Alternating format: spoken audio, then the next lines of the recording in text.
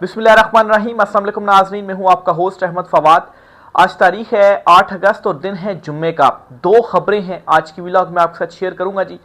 पहली बड़ी breaking news तो ये है कि एक बहुत बड़ा झटका, एक बहुत बड़ा पहाड़ टूटा है जर्नेलों के ऊपर और सबसे ताकतवर जर्नेलों के ऊपर। कुछ एक्सक्लूसिव डिटेल्स आपके साथ में शेयर करूंगा जी। एक्सपेक्ट नहीं किया जा रहा था कि इतना कुछ हो जाएगा। दूसरी खबर आपके साथ ये शेयर करनी है जी कि 8 लोगों को नाअहल कर दिया गया है और 2 लोगों को ओहदे से फारिग कर दिया गया है। ये 2 लोग कौन हैं? और ऐसा कभी भी नहीं हुआ कि इस हद तक जो आपकी अशराफिया है वो गई हो। मजीद 2 लोगों को ओहदे से हटाया गया है। इस पर भी कुछ एक्सक्लूसिव डिटेल्स हैं जी, वो भी आपके साथ में शेयर करूंगा। सबसे पहली जो खबर है जी आपसे जो शेयर करनी है वो ये है कि आलमी मंजरनामे में सबसे ताकतवर जर्नेल या सबसे ताकतवर जो एस्टेब्लिशमेंट समझी जाती है जी वो है अमरीकी एस्टेब्लिशमेंट या अमरीकी जर्नेल। हुआ कुछ यूं कि ट्रंप की जानिब से टैरिफ आयद किया गया भारत के ऊपर 50%। और इस टैरिफ आयद करने के बाद ये ख्याल किया जा रहा था कि अब ट्रंप जो है वो अपनी मर्जी की जो डील है वो भारत से हासिल करने में कामयाब हो जाएगा। लेकिन भारत ने उल्टा ऐसा जवाब दिया है जिसने एक पहाड़ तोड़ दिया है। वो कैसे जी? ये खबर है जो आपके साथ में शेयर करने जा रहा हूं जी कि इंडिया ने यूएस की आर्मी से कुछ जो है वो तैयारे खरीदने थे, कुछ जो है वो गाड़ियां खरीदनी थी और कुछ जो है वो मिसाइल खरीदने थे। इन खरीदारियों को भारत ने रोक दिया है। ये एक बहुत बड़ी ब्रेकिंग न्यूज़ है क्योंकि सेम जो मामला था वो हुआ था पाकिस्तान के साथ जब इमरान खान साहब जो हैं वो गए थे रूस। सिर्फ रूस का दौरा करने के ऊपर जो साइफर आया और वो जो सारी कहानी है, मामला जो है वो सबको मालूम है।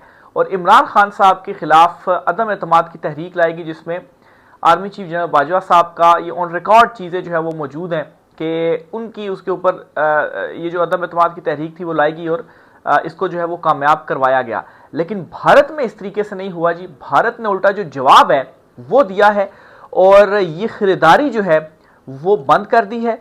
और इंडियन डिफेंस मिनिस्टर ने अपना दौरा जो कि उन्होंने यूएस का करना था और जो कि प्लान्ड था वो भी मनसूख कर दिया है, उसको भी कैंसिल कर दिया है। अब जरा थोड़ी सी अपने वज़ीर दिफा की बात कर लें। यहां पर तो ये मरे जाते हैं कि वहां पर कोई जो मुलाकात है अमेरिका में उनकी हो जाए, कोई दौरा जो है वो कोई प्लान हो जाए, लेकिन इनके दौरे तक प्लान नहीं हो पा रहे और वो अपने जो दौरे हैं वो कैंसिल कर रहे हैं। फिर इसी तरीके से जी India has planned to announce US defence deal during ministers now cancelled visit. बहरहाल जी इसके साथ एक और काम भारत की जानिब से ये किया गया है कि अजीत देओल जो हैं उनकी प्यूटन से जो मुलाकात है वो हुई है। अब ये सारा कुछ क्यों किया जा रहा है? क्योंकि जो भारत है वो ऑयल ख़रीद रहा है रूस से और सस्ता ऑयल जो है वो ख़रीद रहा है और अमेरिका ये नहीं चाहता कि भारत रूस के साथ जो ट्रेड है जी वो करे। इसको रुकवाने के लिए अमेरिका की जानिब से 25 को दुगना किया गया और 50% जो टैरिफ था जी वो आयद किया गया। अब भारत को यकीनी तौर पर इसका नुकसान तो है ही है, लेकिन भारत ने यहाँ पर एक बड़ा जो स्टैंड है जी वो ले लिया है और एक ये पहाड़ तोड़ दिया है। वहाँ की भी जो एक आलमी एस्टेब्लिशमेंट है कि ये भारत की जानिब से क्या किया गया और आलमी एस्टेब्लिशमेंट में जो अमरीकी जर्नेल है या अमरीकी जो एस्टेब्लिशमेंट है उसको सबसे ताकतवर ख्याल किया जाता है। दूसरी तरफ यहाँ के भी मामलात हैं। यहाँ पर तो ये होता है जी कि वज़ीर आज़म के अगेंस्ट ही अदम एतमाद आप ले आते हैं और उसको ही आप ओहदे से जो है वो हटा देते हैं। इमरान खान साहब ने भी इसी तरीके से अच्छा इमरान खान साहब ने भी जो दौरा रूस किया था वो यूं ही नहीं किया था, वो सबको लूप में लेने के बाद किया था। और दूसरी तरफ भारत जो कि स्ट्रेटेजिक पार्टनर है अमेरिका का, उसकी तरफ से ये जो फैसले हैं जी वो किए जा रहे हैं, लेकिन वहां पर तो कोई जो साइफर है वो नहीं आ रहा। दूसरी खबर जो आपके साथ शेयर करनी है जी कि आज 8 लोगों को नाअहल किया गया है और 2 अपोजिशन लीडर्स को ओहदों से फारिग किया गया है। आपके साथ कल एक खबर शेयर की थी और उस खबर में आपको बताया था कि सनाउल्लाह मस्ती खेल ने यह दावा किया है कि अयाज सादिक जो हैं उनके ऊपर दबाव डाला जा रहा है कुछ उनसे अपनी मर्जी की ऐवान की जो कार्रवाई है वो चलवाने के लिए। और अयाज सादिक जो कि स्पीकर कौमी असम्बली, उन्होंने अपना जो इस्तीफ़ा है जी उन्होंने कहा जी कि आप फिर मेरा ये इस्तीफ़ा ले लें, ये चीज़ें तो मेरे से ना करवाएं। लेकिन अयाज सादिक ने जो है वो फिर काम कर भी दिए हैं। क्या काम हुए हैं जी?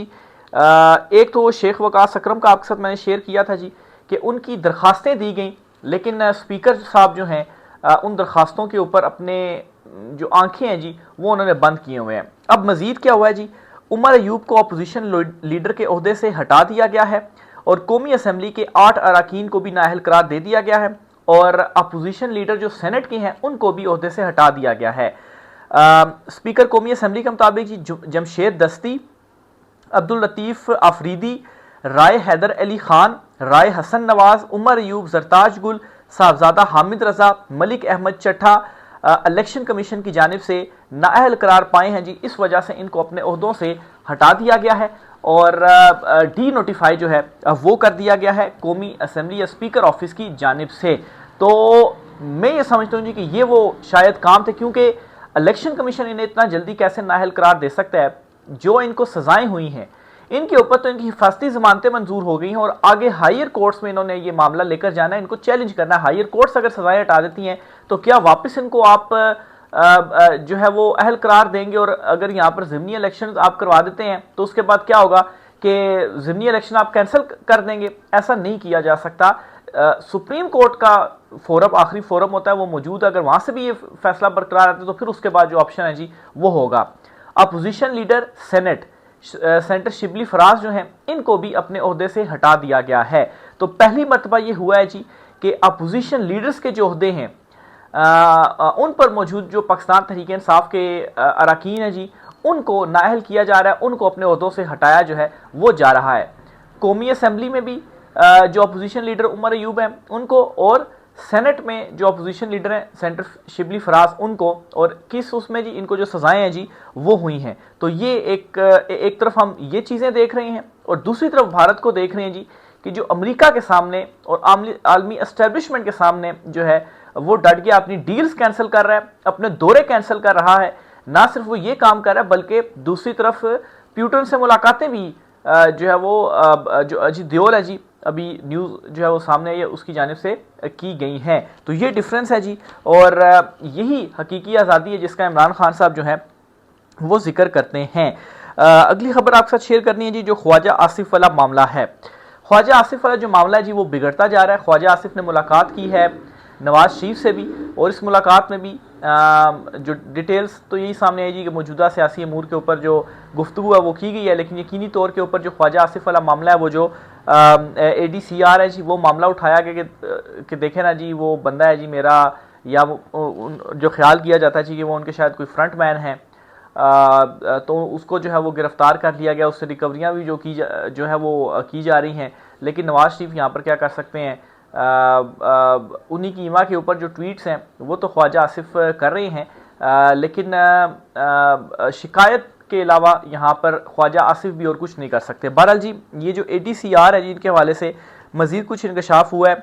सियालकोट के ADCR ने सियालकोट की एक स्पोर्ट्स फैक्ट्री के मालिक से, जिसने एक हाउसिंग सोसाइटी भी बनाई है, अच्छे खासे पैसे लिए। इसके बावजूद ये ADCR इनके लिए मसाइल पैदा कर रहे थे। जब इनकी बर्दाश्त ख़त्म हो गई तो उन्होंने एक इंतहाई अहम जगह पर वो पहुँचे और शिकायत लगाई कि हुजूर हमारे साथ तो ये हो रहा है। इसके बाद वो अहम तरीन जगह हरकत में आई और ये भी दावा किया गया जी कि मरियम नवाज़ जो है, राना सनाउल्लाह के कहना है कि मरियम नवाज़ के पास ये जो सबूत थे वो आए और फिर उन्होंने कार्रवाई का जो हुक्म है जी वो दिया। और वो फिर अहम जगह से ये भी ख्याल है जी कि अहम जगह जो है वो पिंडी भी हो सकती है और फिर पिंडी से ये कहा गया जी कि ये जो कार्रवाई है जी वो आप करें। तो ये जो ADCR है जी ये भी कोई अच्छा काम नहीं कर रहे थे, ये एक किस्म की ब्लैकमेलिंग ही है कि आप जो है वो उनको ब्लैकमेल कर रहे हैं, उनसे पैसे ले रहे हैं और मज़ीद जो पैसे हैं वो लिए जा रहे हैं।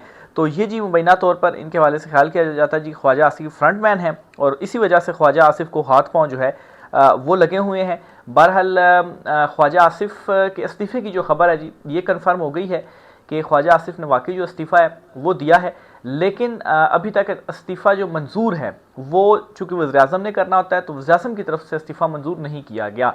अब ये भी खबर मौजूद है जी, एक तरफ से दबाव आ रहा है वज़ीर-ए-आज़म के शहबाज शरीफ के ऊपर कि इस्तीफ़ा मंजूर किया जाए और दूसरी तरफ से दबाव ये आ रहा है जी कि जो इस्तीफ़ा है इसे मंजूर नहीं करना है। और ख्वाजा आसिफ जो हैं वो दूसरी तरफ उनकी जो स्टेटमेंट्स हैं जी वो भी जारी हैं, ब्यूरोक्रेसी के ऊपर भी वो कह रहे हैं जी कि फलाना है तिमकाना। और दूसरी तरफ राना सनाउल्लाह जो हैं वो अपने ही डिफेंस मिनिस्ट्री के ऊपर के हवाले से ये कह रहे हैं जी कि ये बात एटलीस्ट उनको नहीं करनी चाहिए थी।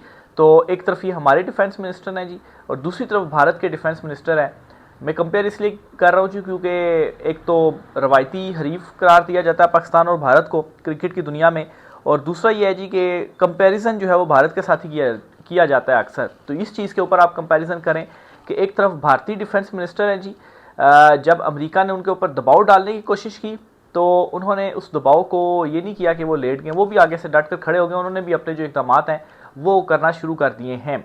अभी जो टैरिफ आयद किया गया ना, इस पर मैं आपको बताता चलूँ कि भारत का तो बिल्कुल होगा ही होगा नुकसान, लेकिन भारत से ज़्यादा अमेरिका का भी इसमें जो नुकसान है वो इस तरह से होगा कि जब आप टैरिफ इतना लगा देंगे तो जो आइटम्स हैं वो ऑटोमेटिकली महंगी बिकेंगी। और महंगी बिकने का मतलब फिर क्या होगा जी कि आपके मुल्क के अंदर वो आइटम्स जो हैं वो महंगी बिकेंगी, या तो फिर ये होगा कि आपको किसी और कंट्री से लेनी पड़ेंगी, या तो आप अगर वो चाइना से ले लेते हैं तो इससे चाइना को जो फ़ायदा है वो हो जाएगा, वो भी ट्रंप नहीं चाहता। या किसी और कंट्री से जो है वो ली जाएंगी, ये हो सकता है। लेकिन जितनी बड़ी तादाद में भारत की एक वो है, ज़ाहिर सी बात है 1.5 अरब की उनकी जो है वो आबादी है, तो दूसरी कंट्री से वो मांग पूरी करना क्या वो पूरी जो है वो की जा सकती है? तो इसमें अमेरिका के लिए भी इतनी जो सादा चीज़ें हैं वो नहीं हैं। इसी तरह से भारत जो है जो कि रूस के ऑलरेडी करीब हो रहा है, और रूस और चीन जो हैं ये दोनों आपस में वैसे ही करीब हैं। तो ट्रंप को ये भी इस वक्त धड़क लगी हुई है कि अगर रूस और चीन ये दोनों आपस में मज़ीद करीब आ जाते हैं और इसके साथ ही भारत जो है ये भी करीब आ जाता है, तो इन तीनों कंट्रीज़ की जो आबादी है वो आप अगर मिलाएं ना तो मोर देन 50% इन तीन कंट्रीज़ की खाली जो आबादी है वो बनती है। और इस वक्त अमेरिका की मोनोपोली एक ये है कि जो आपकी ट्रेड की जा रही होती है, कोई भी ट्रेड होती है आपकी आलमी सतह पर, वो डॉलर्स में होती है। तो एक मरतबा अगर ये डॉलर्स की मोनोपोली ख़त्म हो गई ना, अगर ये तीन बड़ी जो कंट्रीज़ हैं, अगर इन कंट्रीज़ ने अपना एक वो करेंसी जो है मुतारफ़ करा दी और उसके अंदर जो ट्रेडिंग है जी वो करना शुरू कर दी, और भारत से और चीन से और रूस से दीगर कंट्रीज़ की जानिब से जो ट्रेडिंग है जी वो की गई, वहाँ से अशिया खरीदी गई, अमेरिका को यहाँ पर तन्हाई का जो है वो फिर सामना करना पड़ेगा। तो ये इस तरफ अब जो आलमी मंजरनामा है जी वो जाता हुआ नज़र आ रहा है। और दूसरी तरफ आपको ये भी अपडेट करता चलूँ जी कि आर्मी चीफ आसिम मुनीर साहब जो हैं वो भी अमेरिका के दौरे पर, और मोहसिन नकवी साहब के हवाले से भी है जी कि वो भी अमेरिका के दौरे पर। और अमेरिका का जो दौरा है जी वो इस हवाले से है कि जनरल कोरिला जो हैं वो रिटायर हो रहे हैं और नए जो जर्नेल हैं जी उनकी जगह पर वो आ रहे हैं। खैर वहाँ पर एक्सटेंशन का या जो है वो टर्म बढ़ाने का भी कोई चक्कर नहीं है। देखें, एक जा रहा है और दूसरा जो है वो आ रहा है, और बड़े जो है वो पुरतपाक तरीके से जो है वो एक जा रहा है और दूसरा जो है वो आ रहा है। कोई शोर शराबा नहीं है, कोई जो है वो इस तरह की चीज़ें नहीं हो रही जी कि अच्छा जो एक्सटेंशन वाला एक जो फड्डा है जी वो खुले। बहरहाल जी उस तकरीब में बेसिकली जाया जा रहा है, और जनरल कोरिला जो हैं उनके हवाले से भी ये ख्याल किया जाता है कि जो रिजीम चेंज हुआ था इमरान खान साहब को जो हटाया गया था उसमें उनका भी एक जो मेन किरदार है वो मौजूद है। तो बहरहाल जी ये आज की कुछ इंपॉर्टेंट डिटेल्स थी। सुप्रीम कोर्ट ऑफ पाकिस्तान में आज बहरिया टाउन की जो जायदादें वगैरह नीलाम हुई हैं उसका केस था, उस पर भी आपको अपडेट देता चलूँ जी कि वो समात आगे मुलतवी कर दी गई है, और दूसरी तरफ जो है वो वकील वगैरह को बुलाया गया कि उसको भी जो है वो हम सुनेंगे। स्टे मांगा गया लेकिन स्टे नहीं दिया गया क्योंकि पहली समात थी, दोनों फ्री को सुने बगैर स्टे नहीं दिया जा सकता। लेकिन ये अदालत की जानिब से रिमार्क्स दिए गए हैं कि केस अगर अदालत में है तो अदालती फ़ैसले से पहले ही जो नीलामियाँ हैं वो किस तरह से हो सकती हैं, यानी कि जो नीलामियाँ की गई हैं उसको गैर आइनी गैर कानूनी जो है वो रिमार्क्स की शक्ल में करार दिया गया। बहरहाल अभी आगे जो केस है वो चलेगा, हो सकता है कि केस के एंड में यही हो जाए कि गैर कानूनी जो नीलामियाँ वो हुई हैं लेकिन बहरिया टाउन की प्रॉपर्टीज़ नीलाम की गई, और दूसरी तरफ की जो एक और ताकतवर शख्सियत है उसकी जानिब से ये जो नीलामियाँ हैं जी वो खरीदी गई हैं। तो बहरहाल देखें इस पर आगे मज़ीद क्या होता है, चीज़ें आपके साथ शेयर करते रहेंगे जी। राय का इज़हार कीजिएगा। आज के व्लॉग से इतना ही, इजाज़त दीजिए, अल्लाह हाफ़िज़।